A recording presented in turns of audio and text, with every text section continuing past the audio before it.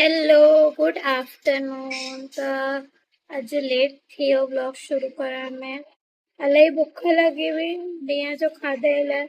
मां मुंहिंजी प्यारी भेण लाइ एॾो इंतज़ारु करे पोइ विकाणी मां खाई वरितो। हिन चई मां लेट ईंदसि, त हाणे इहा आई आहे, हाणे खाए वेठी। पीस टमाटा पटाटा ठाहिया अथई जेको तोखे खपंदो चोखा ॾिसो, बाक़ी तव्हां सभु खाई करे हाणे मूंखे सेक्रीफाइस करणो। हेॾा चोखा ये मुंहिंजे लाइ हिकिड़ो टाइम। ये त हिकु ई टाइम लंच जे लाइ हेॾा चोखा आहिनि। पेट टिटी अथई पंहिंजो।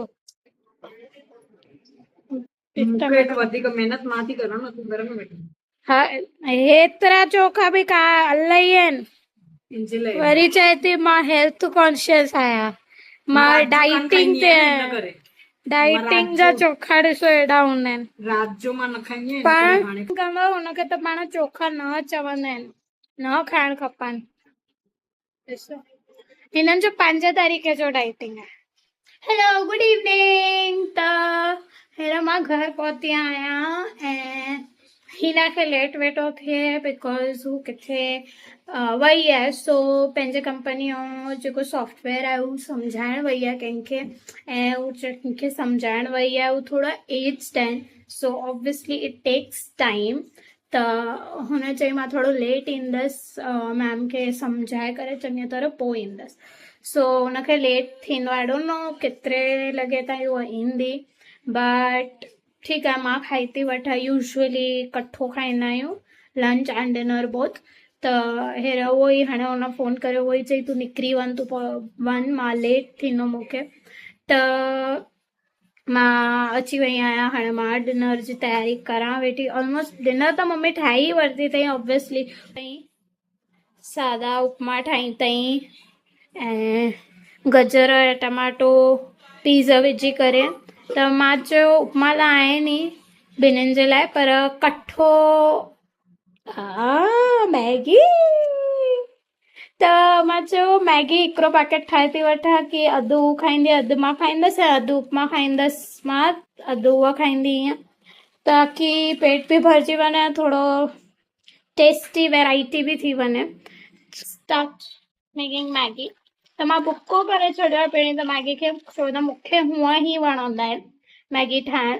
तव्हां कीअं ठाहींदा आहियो मैगी? तव्हां सभिनीनि जी पंहिंजी पंहिंजी रेसिपी हूंदी आहे ठाहिण जी मैगी, त तव्हां कीअं ठाहींदा आहियो मैगी उहो कमेंट्स में लिखी ॿुधाइजो।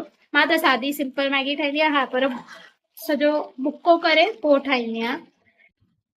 हिकिड़ी शइ मां ॾेखारण त भुलिजी वियसि कि मैगी जॾहिं बि अचे न, हिकु शइ मैंडेटरी हुजणी खपे, ritual which is mandatory, which is मसालो। मसालो थोरो खणी करे एंड देन